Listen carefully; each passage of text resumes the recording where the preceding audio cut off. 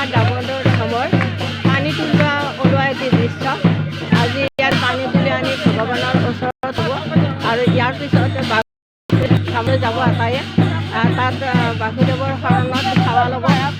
এতিয়া পানী তুলিবলৈ ওলাইছে এইসকল আয়তী পুৰুষ মহিলা সকলেও ওলাইছে পানী তুলিবলৈ। সুন্দৰ এটা পৰিৱেশ, খুব ধুনীয়া, খুব ভাল লাগিছে। ভাল লাগিল। কেনেকুৱা লাগিল পানী তুলিব ওলাই? ভাল লাগিছে। কেনেকুৱা লাগিছে? এইদৰে প্ৰতি বছৰে আমাৰ এই অনুষ্ঠানটো হৈ থাকে। এইবেলিও ইয়ালৈ আহিছে আটাইবোৰ ছোৱালী, খুব ধুনীয়া সাজি কাচি আহিছে, বঢ়িয়া লাগিছে। কেনে লাগিল আহি? ধুনীয়া লাগিছে ন? কেনে লাগিছে তোমালোকৰ? বেছ, এইদৰে আহি থাকিবা, আকৌ আহিবা, ভাল লাগিব।